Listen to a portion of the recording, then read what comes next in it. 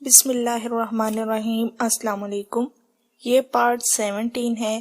آج ہم آپ کے لیے ناول لا رہے ہیں ٹوٹا ہوا تارا۔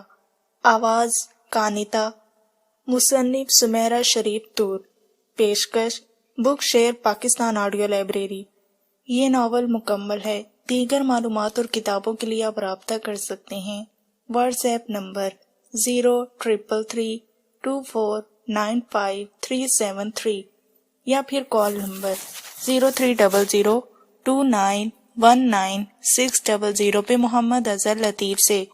تو آئیے سنتے ہیں ناول ٹوٹا ہوا تارا کا پارٹ 17 صفحہ نمبر 136 سے۔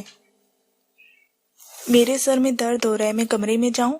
آہستگی سے ماں جی کو کہہ کر ان کا بازو اپنے گرد سے ہٹاتے وہ اٹھ گئی تھی۔ تم کہاں چلی؟ صبا نے اسے اٹھتے دیکھ کر فوراً پوچھا۔ کمرے میں، آتی ہوں، اسے کہہ کر وہ تیزی سے وہاں سے نکل گئی تھی۔ مصطفیٰ کی نگاہوں نے دروازے تک اس کا پیچھا کیا تھا اور پھر ایک گہرا سانس لیا۔ ماں جی، اس بار مجھے شیوار کچھ افسردہ سردہ اور چپ چاپ سی لگ رہی ہے۔ عائشہ کے دل میں جو بات کھٹک رہی تھی اس نے فوراً کہہ دی۔ مصطفیٰ نے حیرت سے اسے دیکھا۔ طبیعت جو خراب ہے، اب بھلا ایسے عالم میں وہ کہہ کے لگانے سے تو رہی۔ ویسے ماں جی، شیوار سے پوچھ کر یہ رشتہ طے ہوا ہے نا؟ عائشہ کے اس سوال پر مصطفیٰ بھی چونکا۔ تو کیا شیوار نے اس سے کچھ کہا؟ ظاہر ہے اس نے ہاں کہی ہے، تو تابندہ نے مجھے مثبت جواب دیا ہے۔ یہ تابندہ کی ہی رائے تھی کہ بچوں نے زندگی گزارنی اور بچوں کی مرضی اور رضامندی سے یہ فیصلہ طے ہو۔ مصطفیٰ بھائی اور شیوار کا کپل ایک پرفیکٹ کپل ہے۔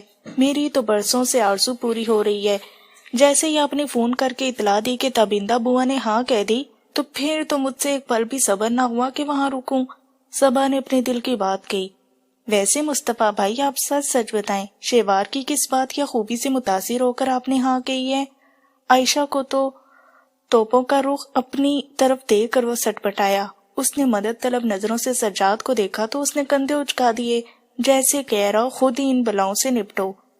میرا خیال ہے اس نے اس کے لمبے بالوں سے متاثر ہو کر ہاں کی ہے۔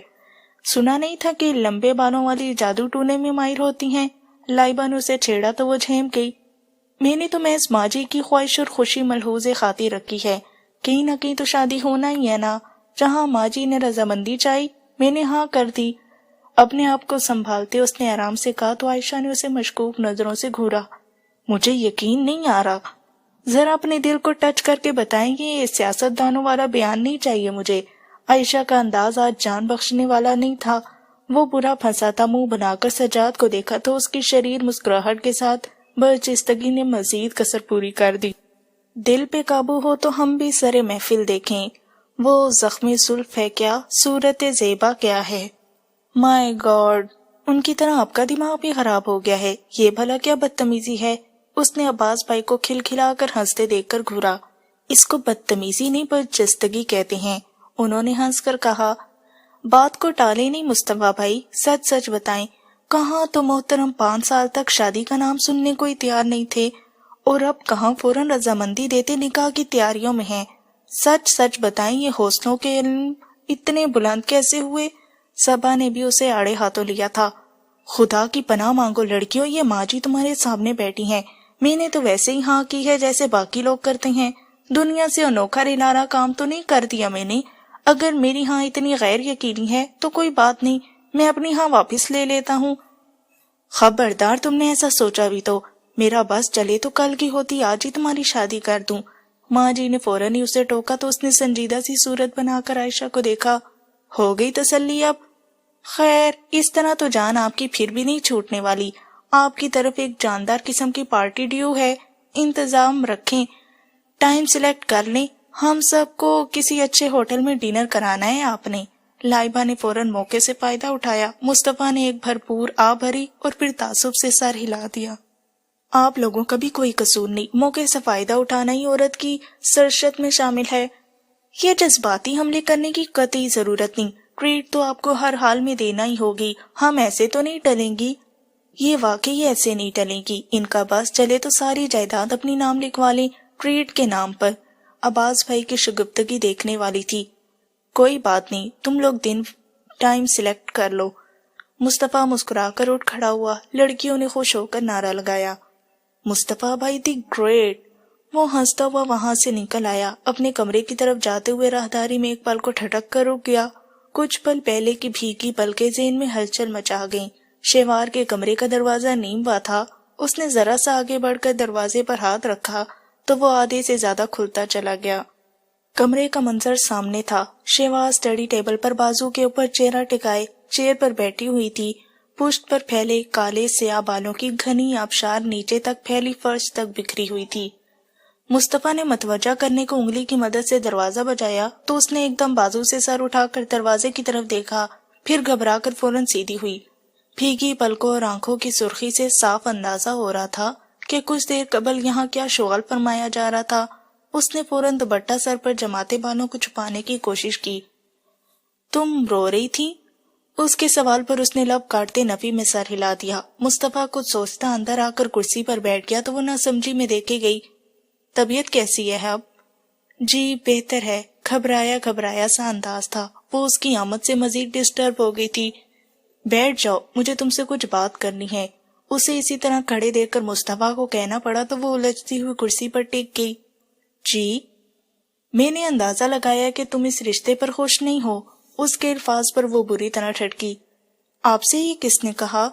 کچھ پل سنبھلنے کے بعد اس نے تیکھے پن سے پوچھا۔ بعض اوقات کسی دوسرے انسان سے پوچھنے کی ضرورت نہیں رہتی۔ انسان کے اپنے احساسات اس قدر شارپ اور معاملہ فہم ہو جاتے ہیں کہ وہ مخالف کے رویوں اور انداز و اعتبار سے ہی اصل صورتحال کا اندازہ لگا لیتا ہے۔ وہ بہت ہی ریلیکس موڈ میں کہتا اس کی دکھتی رگ پر ہاتھ رکھ گیا تھا۔ اگر میں کہوں کہ آپ کو محض غلط فہمی ہوئی ہے تو بھی میں یہی کہوں گا کہ تم مجھے محض ٹال رہی ہو۔ اس نے برجستگی سے کہا تو وہ لب بھینج گئی۔ حویلی سے واپسی پر تابندہ بوا کے ساتھ تمہارا رویہ اور مسلسل رونے سے مجھے شک تو ہوا تھا، مگر میں ٹال گیا کہ کوئی اور وجہ ہوگی۔ مگر جس طرح تم ان کی کالز مسلسل نظر انداز کر رہی تھی، اس سے تو مجھے یقین ہو گیا ہے کہ صورتحال 100% یہی ہے اب کہ شہوار خاصی پریشان ہوگی۔ آپ سے امی نے کچھ کہا ہے؟ لہجہ ایک دم تلخ ہوا۔ نہیں، بوا جی نے نہیں کہا، مگر جس طرح وہ تمہاری طرف سے متفکر اور پریشان ہو رہی تھی اس سے یہی اندازہ لگایا پایا ہوں۔ وہ خاموشی سے بغیر تردید یا تصدیق کیے اپنے ہاتھوں کی مخروطی انگلیوں کے ناخنوں سے کھیلتی رہی۔ کیا میرے اندازے درست ہیں؟ اس نے دوبارہ پوچھا۔ وہ اپنے احساسات و جذبات سے الجھتی رہی۔ اس نے سوچا کہ مصطفیٰ نے اگر خود سے ہی بات شروع کی ہے تو ساری صورتحال اس پر واضح کر دینے میں حرج کیا ہے؟ اس نے سر اٹھا کر دیکھا، وہ بغور اسے ہی دیکھ رہا تھا۔ شیوار نے گہرا سانس فضا میں خارج کیا۔ آپ کو نہیں لگتا کہ یہ خاصا انفٹ سا فیصلہ ہے؟ اس نے آخر دل کی بات کہہ دی، جو بات کئی دنوں سے دل میں چھپی ہوئی تھی۔ وہ آخر کار لبوں پر آ ہی گئی۔ کہہ دینے کے بعد اس نے خوفزدہ نظروں سے مصطفیٰ کا رد عمل جانچا۔ وہ بالکل نارمل تھا۔ نہیں، مجھے قطعی نہیں لگا کہ یہ قطعی بے جوڑ تعلق ہے۔ وہ سنجیدہ تھا۔ کیوں؟ وہ چٹ گئی۔ میں قطعی اس فیصلے کے حق میں نہیں ہوں۔ میں اس کو ایک انسوٹیبل تعلق ہی سمجھتی ہوں۔ میں کسی بھی لحاظ سے خود کو لوگوں کے مالی اور نسبی معیار پر پورا اترتی محسوس نہیں کرتی۔ ہم پناہ گزین ہیں۔ ہماری اس حویلی میں جو حیثیت، جو مقام ہے، وہ مجھے ازبر ہے، اور میں کسی قسم کی بھی غلط فہمیوں میں مبتلا نہیں ہوں اور نہ ہی خوش فہمیاں پالتی ہوں۔ Fact as fact. مصطفیٰ کے کچھ کہنے سے قبل ہی اس نے اپنے دل کی بھڑاس نکال دی اور وہ حیرت زدہ رہ گیا۔ یعنی وہ یہ سب سوچ رہی تھی؟ مائی گاڈ، یہ تو سراسر احساس کمتری ہے۔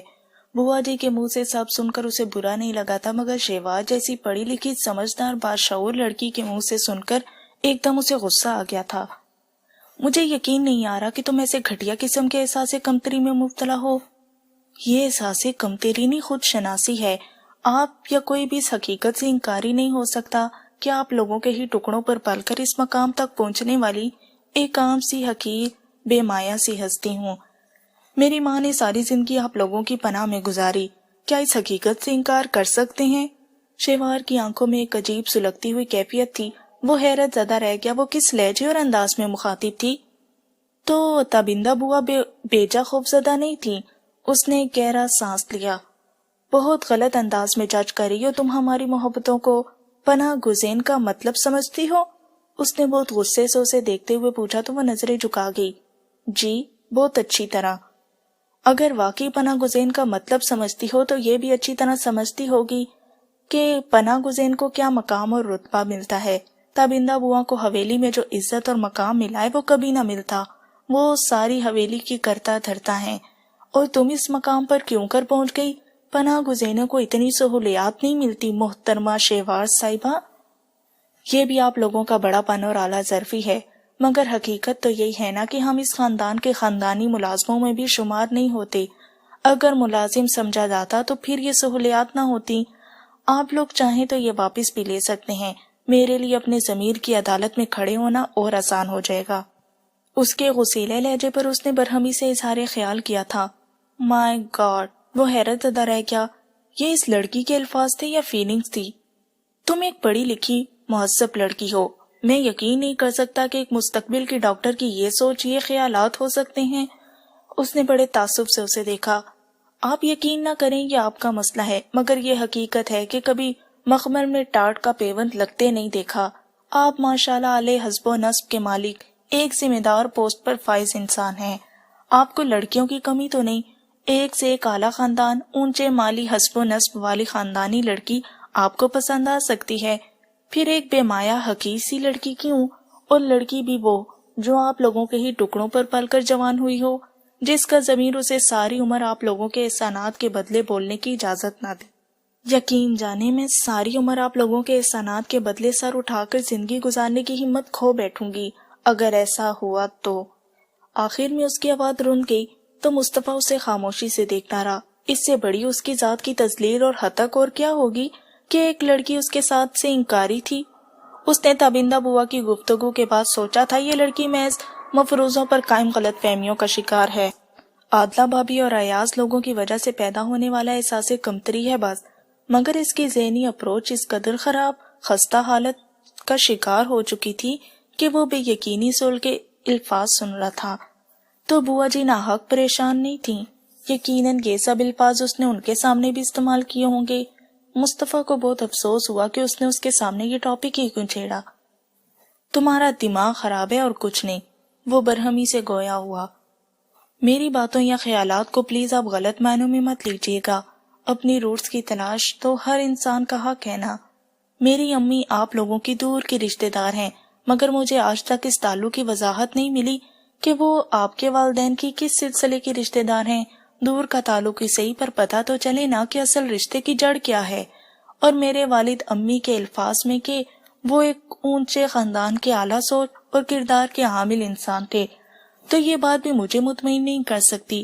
لوگ مجھے میرے اصل حوالے سے نہیں جانتے، بلکہ جو لوگوں کو نظر آتا ہے اس کو مانتے ہیں، اور یہی حقیقت ہے کہ میں آپ لوگوں کے احسانات کا کبھی بدلہ نہیں چکا سکتی۔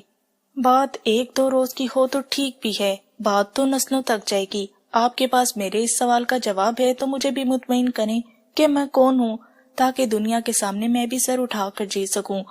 اس کے سوالیہ انداز پر وہ بھی ایک دم گڑبڑا گیا تھا۔ اس سارے سلسلے بلکہ تمام تر حقیقت سے تو وہ خود بھی بے خبر تھا۔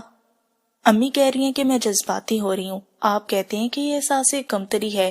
اگر یہ احساس کمتری ہے تو مجھے اس کا علاج بتائیں، مجھے اس گلٹ، اس شرمندگی سے نکالیں کہ میں کیوں آپ لوگوں کے در پر پڑی ہوں۔ وہ ایک دم ہاتھوں میں چہرہ چھپا کر رو دی تھی۔ یہ اس کی زندگی کا ایک نازک موڑ تھا، اس کے لیے ایک ایسا ناسور جو نہ اسے جینے دیتا تھا اور نہ ہی مرنے۔ تجسس انسان کی فطرت کا حصہ ہے، میں بھی متجسس ہوں، اگر میں ہوں تو کیوں ہوں؟ امی نے میری ولدیت کے خانے میں محمد سکندر علی لکھوا دیا۔ میرے اکیڈمک ریکارڈ میں ولدیت کے لیے محمد سکندر علی استعمال ہوتا ہے، مگر المیہ ہے کہ مجھے آج تک اپنے باپ کے متعلق کسی ایک بات کا نہیں پتا۔ امی سے کچھ پوچھا تو ان کی طبیعت بگڑنے لگی، نتیجتاً میں نے پوچھنا چھوڑ دیا، مگر میری ذات حصوں میں بٹ گئی ہے۔ عادلہ بھابی کی تضحیک بھری باتیں اور تذلیل مجھے جینے نہیں دیتی۔ آپ بتائیں، آپ کب تک ایک بے نام و نشان لڑکی کو اپنائے رکھنے کا حوصلہ رکھیں گے؟ وہ حیران و ششدر کھڑا تھا، اس کے دل و ذہن میں ایسے ایسے طوفان بھی برپا ہو سکتے تھے، وہ حیرت زدہ تھا۔ دیکھو شیوار، میرے لیے یہ سب بے معنی باتیں ہیں۔ تمہارے اعلیٰ کے دار و اعتبار نے میرا فیصلہ تمہارے حق میں کروایا۔ بوا جی ایک سلجھی اور با کردار خاتون ہے، حویلی کے لیے وہ ایک بیٹی کی حیثیت رکھتی ہیں، ان کا حویلی میں وہی مقام ہے جو نانی کا ہے۔ نہ ہم لوگوں نے ان کو پناہ گزین کا درجہ دیا اور نہ ہی ملازمین کا۔ تو بھی یہ فیصلہ میرے لیے بہت مشکل بلکہ ناقابل قبول ہے۔ آپ کو کوئی اعتراض نہیں، مگر مجھے اعتراض ہے۔ میں لوگوں کی طنزیہ نظریں اور حقارت بھری باتیں نہیں سہ سکتی۔ آپ اپنے فیصلے پر نظر ثانی کریں پلیز۔ وہ ایک دم ملتجی ہوئی تھی۔ Shut up. اس کے انداز پر وہ ایک دم غصے سے اٹھ کھڑا ہوا۔ میں اس ساری سوچ کو محض بچکانہ سوچ ہی کہہ سکتا ہوں۔ بوا جی نے تم سے اگر کچھ ڈسکس نہیں کیا تو بھی اس میں کوئی مصلحت ہی ہوگی۔ محض عادلہ اور دیگر لوگوں کی وجہ سے تم ایک اہم پروپوزل سے انکاری ہو رہی ہو۔ حیرت ہو رہی ہے مجھے تمہاری عقل پر۔ غم و غصے اور تعصب سے اس کا برا حال تھا۔ میں اب اندازہ کر سکتا ہوں کہ تابندہ بوا تمہاری ان احمقانہ باتوں کی وجہ سے کس قدر پریشان رہی ہوں گی۔ اس نے برہمی سے دیکھا تو وہ نظریں جھکا گئی۔ یہ احمقانہ باتیں نہیں ہیں، ہاں بڑی عقل مندانہ گفتگو ہے نا یہ۔ جو عاطلہ بھابی جیسے لوگوں کی وجہ سے سٹریس لے سکتی ہیں، ان سے کسی بھی حماقت کی توقع کی جا سکتی ہے۔ صاف چوٹ کی تھی وہ تڑپ اٹھ۔ میں اس موضوع پر آپ کے پاس گفتگو کرنے نہیں آئی، آپ خود آئے ہیں، مائنڈ اٹ۔ غصے سے بھیگی پلکوں کو اٹھا کر باور کروایا۔ اگر مجھے ذرا بھی اندازہ ہوتا کہ تم اس قدر حماقت کا ثبوت دوگی تو قطعی نہ آتا۔ وہ اس صاف واضح تصدیق پر چٹکی تو گئی تھی۔ تو اب کھڑے کیا تماشا دیکھ رہے ہیں، جائیں یہاں سے پھر۔ اسے ایک دم غصے سے جواب دیتے دیکھ کر مصطفیٰ نے ایک پل کو سکون محسوس کیا۔ خیر تماشا تو نہیں دیکھ رہا، اور نہ ہی تماشا دیکھنے کی خواہش میں یہاں تک آیا ہوں، بڑی سنجیدگی سے کہتے وہ ایک پل کو رکا۔ بوا جی سے بھی تم نے یہی سب بکواس کی ہوگی تبھی وہ اس قدر پریشان تھی۔ ایک بات ذہن نشین کر لو، تمہاری عقل اگر گھاس چرنے گئی ہے تو دوسروں کی ضرور حاضر ہے۔ جن زنی خیالات کا اظہار تم نے میرے یا بوا جی کے سامنے کیا ہے، کسی تیسرے بندے کے سامنے کر کے اپنی ہنسی نہ اڑوا لینا۔ سب تمہارے خیالات سننے کے بعد یہی کہیں گے کہ تم احساس سے کمتری کا شکار ہو۔ کچھ لمحے قبل اس کے الفاظ پر اسے کس قدر تکلیف ضرور ہوئی تھی، مگر وہ اب خود کو پرسکون اور نارمل کر چکا تھا۔ آرام سے اس پر طنز کر رہا تھا۔ وہ سلگ اٹھی۔ کسی پروپوزل پر اقرار یا انکار میرا شرعی حق ہے، آپ مجھ پر طنز نہیں کر سکتے۔ تمہارے حق کو ضرور اہمیت دی جاتی اگر تم احمقانہ سوچ و خیالات کی مالک نہ ہوتی۔ تابندہ بوا کی خاص تاکید تھی کہ وہ اس سلسلے میں اس سے بات کرنے پہ محتاط رہے گا، ورنہ اس کا دماغ درست کرنا قطعی مشکل امر نہ تھا۔ وہ ایک منٹ میں اسے سمجھا سکتا تھا۔ اور ہاں، اپنے دماغ سے فضول قسم کے خیالات کو نکال دو۔ تم کون ہو یا سکندر انکل کون ہے، اس معاملے میں اگر بوا جی پر شک کرو گی تو میں اسے تمہاری کم فہمی اور کم عقلی ہی گردانوں گا۔ میں نے ایک دفعہ بابا جان سے اس سلسلے میں تفصیلی بات کی تھی۔ انہوں نے بتایا کہ وہ سکندر انکل کی فیملی کو جانتے ہیں۔ شروع دنوں میں جب بوا جی حویلی آئی تھی تو وہ معاملے کو سلجھانے ان کے رشتہ داروں کے پاس گئے تھے۔ تب اندا بوا نے حویلی کی پناہ چاہی تھی، مگر وہ کسی بھی لحاظ سے بعد میں پیش آنے والے حالات کی وجہ سے دوبارہ سسرالی رشتہ داروں سے باقاعدہ رابطہ نہ رکھ پائیں۔ تب اندا بوا نے خود بتایا تھا کہ وہ لوگ خاصے لالچی اور بد فطرت تھے۔ ان کی اور تمہاری زندگی کو ان سے خطرہ لاحق تھا، اس لیے انہوں نے کبھی پلٹ کر نہ دیکھا۔ مصطفیٰ کے الفاظ پر بھی وہ بے اثر چہرہ لیے کھڑی رہی۔ اس کے لیے نہ ہی یہ الفاظ نہیں تھے اور نہ ہی یہ بہلاوے۔ پھر وہ بہلتی بھی تو کیسے؟ وہ بچپن سے اس قسم کی کہانیاں سنتی چلی آ رہی تھی، مگر اس کے باوجود اس کا اندر مطمئن نہیں ہوتا تھا۔ اسے لگتا تھا کہ کہیں کچھ ہے ایسا جو مسنگ ہے، اور وہ کیا مسنگ ہے یہی ماما حل نہیں ہو پا رہا تھا جس نے اسے الجھا دیا تھا۔ وہ اس پروپوزل سے متعلق اپنی ناپسندیدگی مصطفیٰ پر واضح کر چکی تھی۔ اب مزید کچھ بھی کہنا اسے بیکار لگا تو وہ اپنی جگہ ہونٹوں کو کچلتے چپ چاپ کھڑی رہی۔ انداز گویا یوں تھا کہ وہ اب مزید کچھ بھی کہنے سننے کو تیار نہیں۔ مصطفیٰ نے اس کے بے لچک انداز کو دیکھا۔ سرخ لباس میں رونے سے چہرہ مزید سرخ دو آچھا ہو گیا تھا، آنکھوں کی سرخی سوا تھی۔ مصطفیٰ نے ایک گہرا سانس لیا۔ چلو اس ٹاپک پر پھر کسی دن تفصیلی گفتگو کروں گا، اس وقت ایک اہم کام دیکھنا ہے۔ مصطفیٰ کے الفاظ پر اس نے غصے سے دیکھا۔ میں آپ پر تمام خیالات واضح کر چکی ہوں، مجھے آپ سے قطعی بھی اس ٹاپک پر کوئی بھی بات نہیں کرنی اب۔ اس کے غصیلے لبے لہجوں پر مصطفیٰ نے بہت برہمی سے اسے دیکھا۔ اب تک وہ اس کے سامنے ایک سمجھدار سلجھی ہوئی لڑکی کے روپ میں ہی آئی تھی، جس نے اس کے دل و ذہن میں ایک بھرپور تاثر چھوڑا تھا۔ وہ اس کی بے حد عزت کرتا تھا، مگر اب اس کا انداز اور یہ احمقانہ انکار، اس کے اندر غم و غصے کی ایک تیز لہر ابری۔ شہوار کا یہ قطعی نیا روپ تھا۔ Shut up! غصے سے اسے ٹوک کر اس نے اپنے اندر ایک دم اٹھنے والے اشتعال پر بمشکل قابو پاتے اپنے لب بھینچے۔ میرا اس سلسلے میں کوئی تعلق نہیں. میں بوا جی کی پریشانی کی وجہ سے تم سے بات کرنے پر مجبور ضرور ہوا ہوں، مگر تم نے جو بھی کہنا یا سننا ہے بوا جی یہ بڑوں سے کہو، ان سے بات کرو. میرا خیال ہے وہی تمہارے دماغ کا صحیح اور درست علاج کر سکیں گے.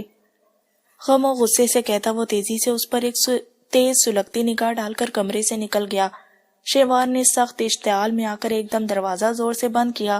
مصطفیٰ کی تیز سلگتی نگاہ روح میں گویا اتر گئی تھی. جی چاہا کہ کمرے کی ہر چیز تہس نہس کر دے. وہ بے اختیار سے سکتے ہوئے بستر پر گر کر بری طرح رو دی تھی. آ گئیں آپ لوگ؟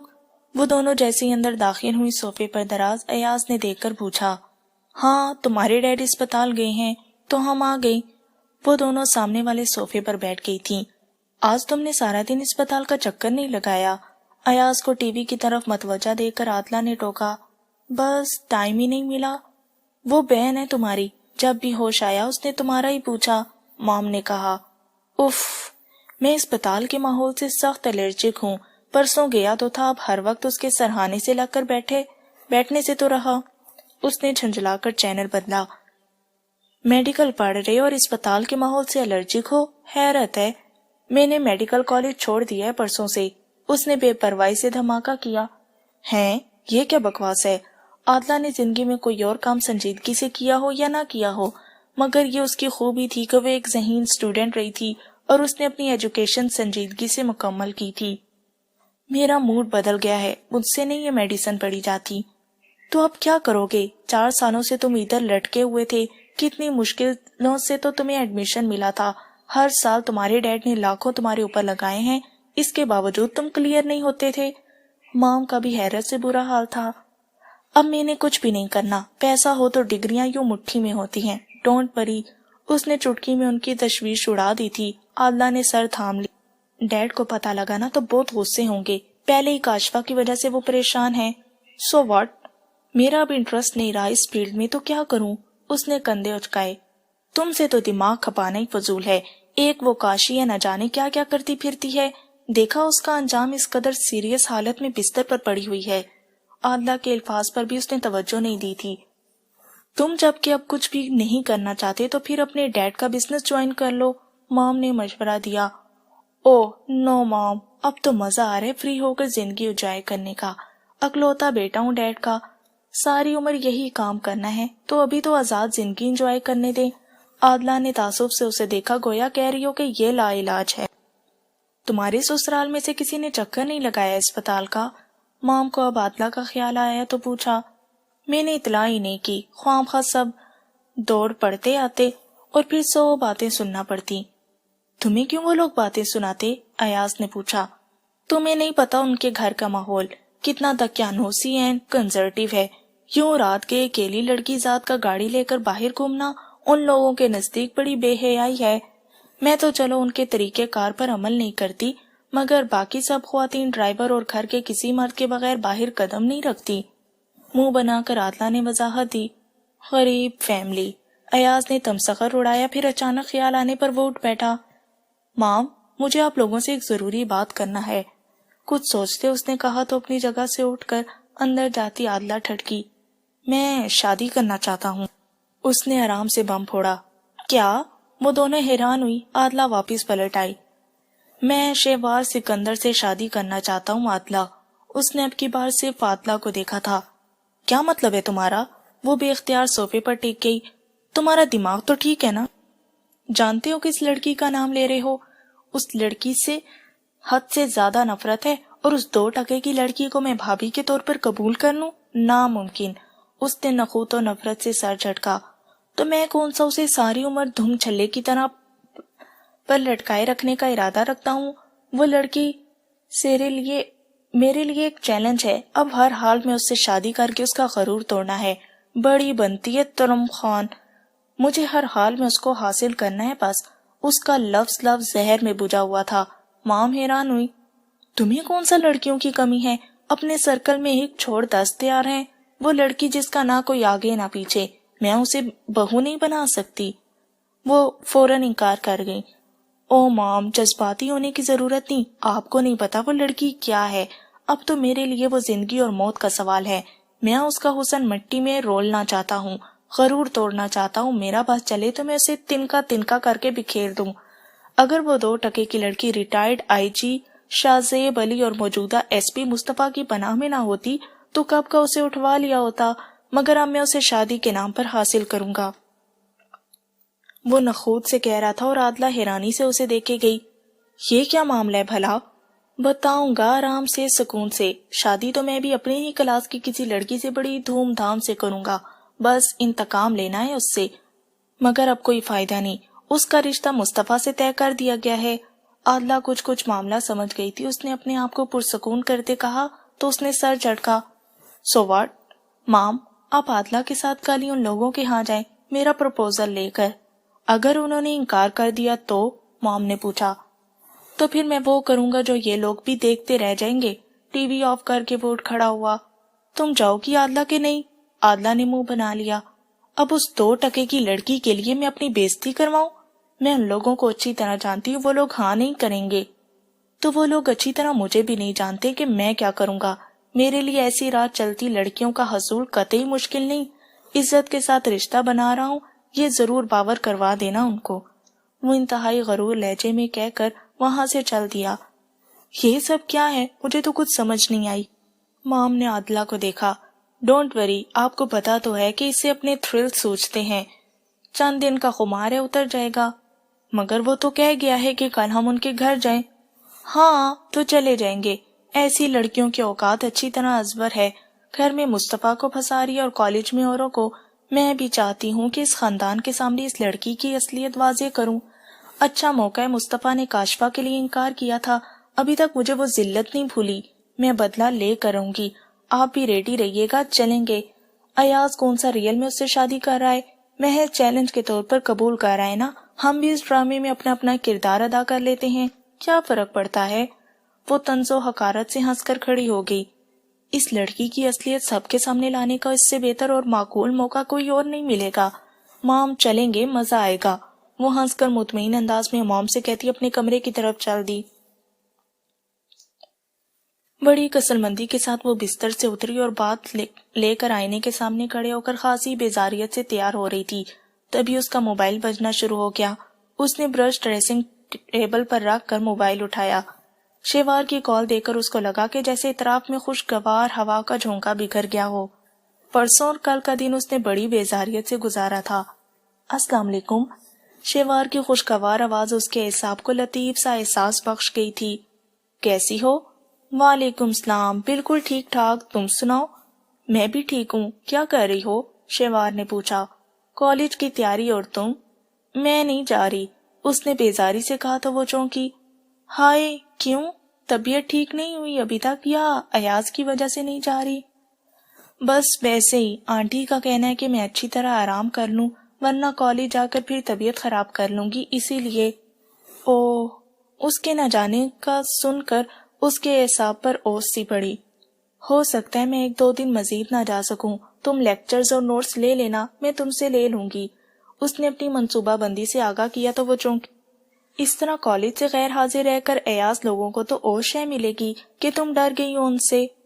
ہاں انا، میں واقعی ڈر گئی ہوں، اس شخص کے تیوروں اور حرکتوں سے میں خوف زدہ ہو گئی ہوں۔ اب نہ جانے مزید کیا ہو، یہی سوچ کر ہی میرے دل کی دھڑکن بند ہونے لگتی ہے۔ خود کو سنبھالنے اور سمجھانے میں کچھ وقت تو لگے گا نا۔ اس نے بھیگے لہجے میں اپنا خوف بیان کیا تو انا کے دل پر چوٹ سی لگی۔ کچھ نہیں ہوگا، اب چیئرمین صاحب تک معاملہ پہنچا ہے تو ضرور کوئی نہ کوئی حل نکل ہی آئے گا۔ وہ آمنہ اور ہاشم یقیناً اب اس شخص کو کالج میں نہیں ٹکنے دیں گے، اس نے حوصلہ دیا۔ اسی بات کا تو خوف ہے مجھے، چیئرمین صاحب انکل کے دوست ہیں اور ان کو نہیں پتا کہ میرا ان سے کوئی تعلق بھی ہے۔ اگر بات انکل تک پہنچ گئی تو معاملہ بہت خراب ہو جائے گا۔ اچھا ہوگا، اس طرح انکل تمہاری پروٹیکشن کا بھرپور بندوبست کر لیں گے۔ میرا تو مشورہ ہے کہ تم اپنے اس پولیس آفیسر مصطفیٰ کو سب صورتحال بتا دو، وہ یقیناً کوئی بہتر حل ہی نکال لے گا۔ انا نے مشورہ دیا تو وہ چپ ہو گئی۔ اچھا، دیکھوں گی۔ تم سناؤ، روشنی کیسی ہے؟ آنٹی اور بھابھی کو تم دونوں بہت اچھی لگی تھی، خصوصاً روشنی کی۔ آنٹی بہت تعریفیں کرتی رہیں کہ بہت اچھی اور سلجھی ہوئی لڑکی ہے، اتنا عرصہ امریکہ میں گزارنے کے باوجود مشرقی پن قائم ہے اس کا۔ اس نے غیر محسوس انداز میں بات بدل دی تاکہ انا کو ذرا بھی فیل نہ ہو۔ وہ ہنس دی۔ یہ تو ہے، ہم نے اگلے ماہ شادی کی ڈیٹ فکس کر لی ہے۔ کل اور پرسوں کا سارا دن بہت بزی گزرا شاپنگ کرتے ہوئے۔ تمہیں پتہ ہے رات کو میں نے ماما سے زبردستی کہہ کر ڈھولک منگوا لی تھی۔ رات کو خوب محفل جمی، بہت مزہ آیا۔ ایک دم یاد آنے پر انا کی آنکھوں میں خوشنما سے رنگ اتر آئے تھے، مگر اگلے ہی پل ان رنگوں میں سرد پن سا اتر آیا، جیسے ساری محبت بجھ گئی ہو۔ تم ضرور آنا شادی میں، آنٹی بھابھی سبھی کو انوائٹ کروں گی۔ اس نے اپنا ذہن ہٹایا۔ کیوں نہیں، ضرور آؤں گی۔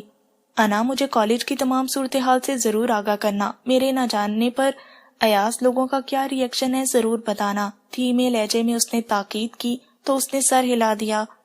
میں کالج جا کر تمہیں کال کروں گی، ڈونٹ وری۔ چند مزید باتوں کے بعد اس نے کال بند کر دی تھی۔ ناول ٹوٹا ہوا تارا کا پارٹ 17 صفحہ نمبر 144 پر اختتام پذیر ہوا۔ بقیہ ناول کا حصہ آپ پارٹ 18 پہ سماعت فرمائیں۔